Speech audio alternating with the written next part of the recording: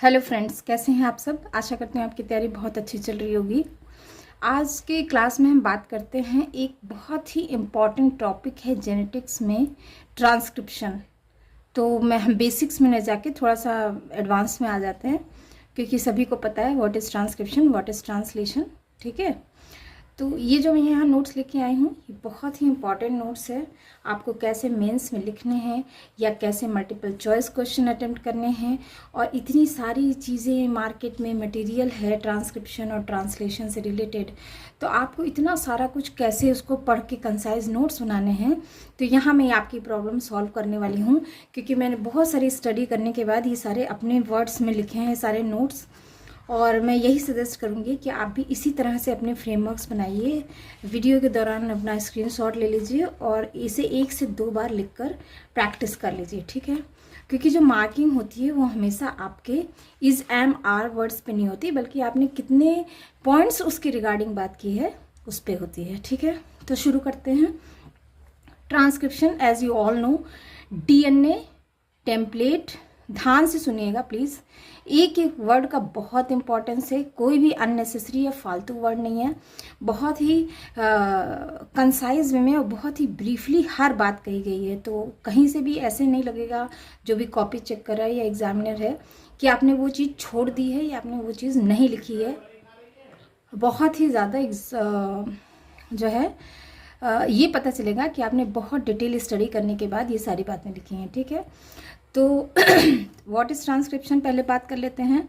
DNA, all you know क्या है transcription. DNA template dependent RNA synthesis catalysed by RNAP enzyme, and why it has got 2 part.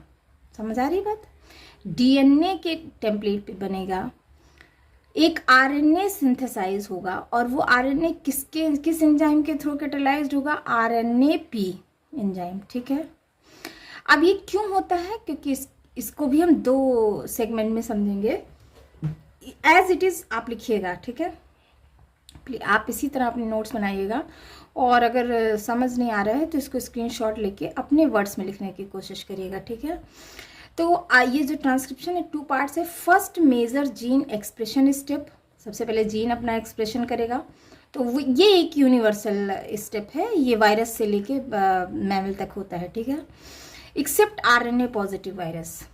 समझ गए। तो ये जो फर्स्ट स्टेप है, first major gene expression step, this is universal except RNA positive virus. बाकी जितने virus, bacteria and all that पूरे animal world में और प्लांट वर्ल्ड में होता है। ठीक है, दूसरा है it help in generating many copies of retroviruses genome from reverse transcription DNA. समझ आ रही बात। Help in generating many copies of retrovirus genome from reverse transcription DNA. Thus, it has gene expressional role and gene multiplicational role. देखिए सारे word कितने सुंदर हैं। अब आप अगर ट्रांसक्रिप्शन समझ रहे होंगे तो इट हैज़ जीन, पहले तो जीन एक्सप्रेशन करेगा, और फिर वो जो एक्सप्रेशन हो गया जीन मल्टीप्लाई हो रहा है, जो उसका रिजल्ट आ रहा है that is the multiplication of genes. ये तो हो गया व्हाट इज ट्रांसक्रिप्शन। ठीक है अच्छा, आप सोच रहे होंगे बेसिक्स क्यों नहीं बता रही हूँ। बेसिक्स के लिए आप पढ़ के आए हैं। ठीक है, तो इस क्लास में हम बेसिक्स पे नहीं जाएंगे, फिर वो वीडियो बहुत ज़्यादा लंबी हो जाती है। तो आप बेसिक्स किसी भी 9th-10th की किताब लेके पढ़ लीजिए, व्हाट इज ट्रांसक्रिप्शन, या जहाँ भी किसी भी बुक से आपके पास जो भी बेसिक किताब पढ़ी आप उसको लीजिए, और उसका जो शुरुआत के 7, 8, 10 लाइन है उसको पढ़ेंगे, आपको क्लियर हो जाएगी। ठीक है नेक्स्ट चीज आता है salient features of transcription. What is the salient features of transcription. तो पहला है राइबोन्यूक्लियोटाइड पॉलीमराइजेशन होगा, जो टीएनए टेम्पलेट, आरएनए पॉलीमरेज, ये और 5' to 3' डायरेक्शन में हो गया। मेरे ख्याल से आप ये समझ पा रहे होंगे। ठीक है, जो पोलर है 5' to 3' की तरफ ही होगा। ठीक है, ऑकरेंस कहाँ कहाँ होगा, प्रोकैरियोट में न्यूक्लियोइड रीजन में होता है या प्लाज्मिड रीजन में। समझ रहे हैं, अगर वेक्टर है तो प्लाज्मिड रीजन में होगा। यूकैरियोट में न्यूक्लियस में, माइटोकॉन्ड्रिया में, क्लोरोप्लास्ट में, वायरस में इन होस्ट सेल। ये इतनी बात समझ पा रहे हैं। ये तो ऑकरेंस हो गया कि कहाँ कहाँ ट्रांसक्रिप्शन होगा।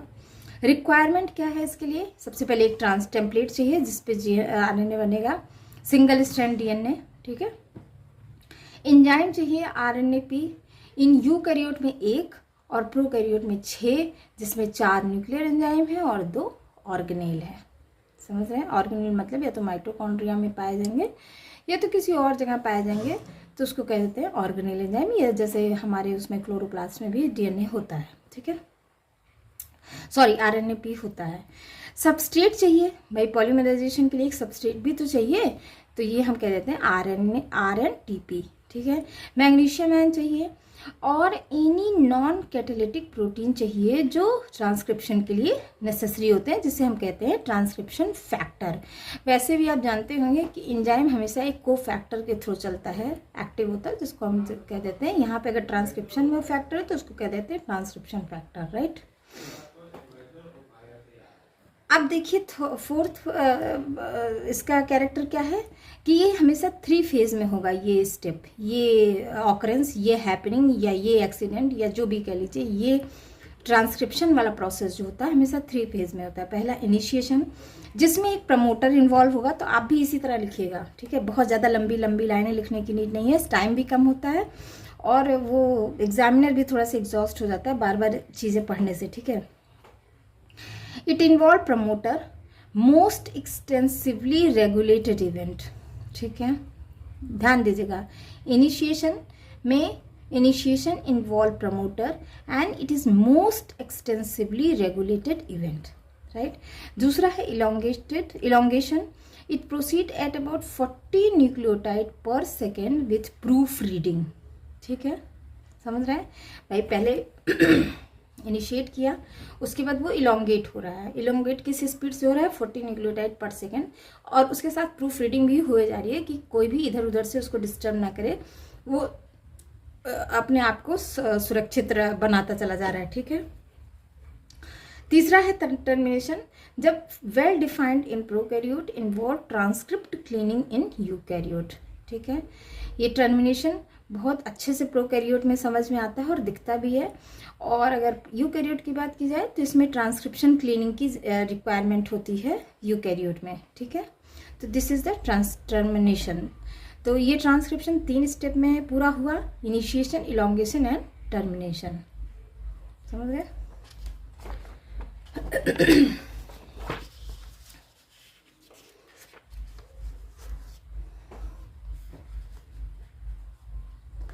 पांचवा कैरेक्टरिस्टिक है प्रोडक्ट।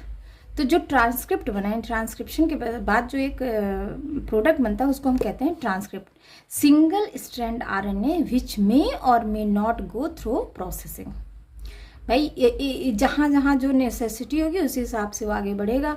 तो हो सकता है कि आगे की प्रोसेसिंग में जाए और ऐसा भी हो सकता है आगे की प्रोसेसिंग में वो ना जाए।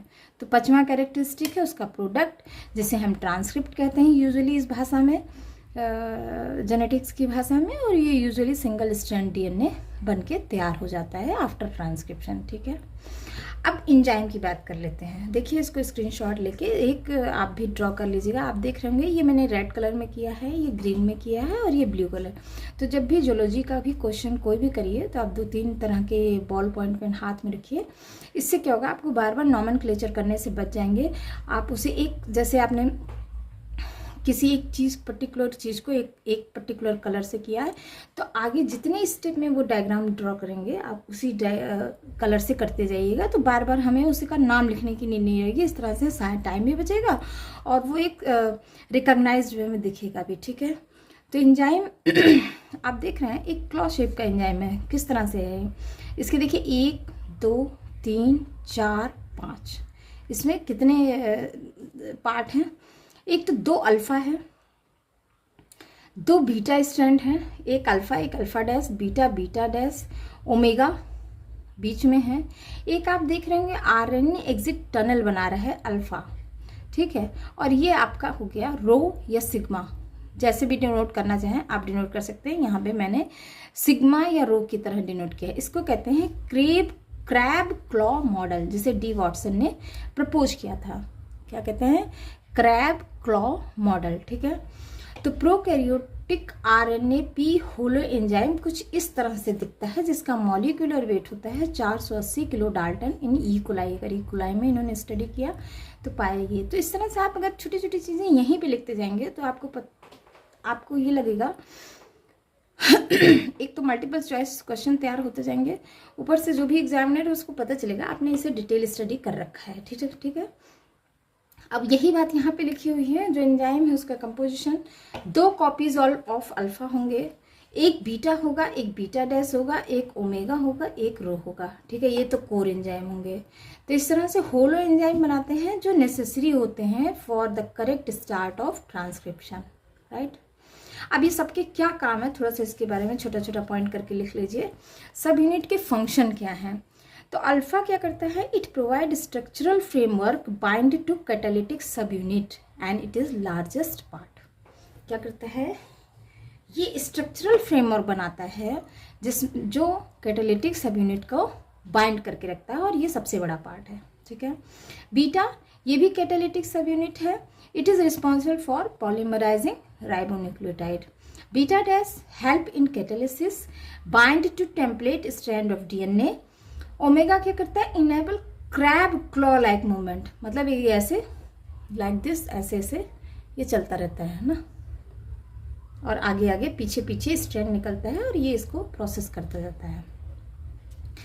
रो का क्या काम है, यानी जो रेड उससे मैंने ड्रॉ किया है रेड पेन से, पार्ट ऑफ होलो एंजाइम है, necessary for transcription at correct site, bind to -35 box by recognizing the conserved sequence TTGACA.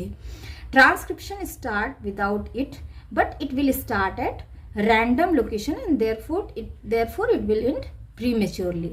समझ आ रहा है कि भाई ट्रांसक्रिप्शन यहाँ से इसके बगैर भी स्टार्ट हो सकता है, लेकिन होता क्या है कि फिर वो कहीं भी प्रीमेच्योरली एंड हो जाएगा। तो ऐसा नहीं होना ना, हमें तो एक पर्टिकुलर जीन चाहिए ना। तो ये बहुत ही ज़्यादा साइंटिफिक है। सोचिए भगवान कितना बड़ा साइंटिस्ट है।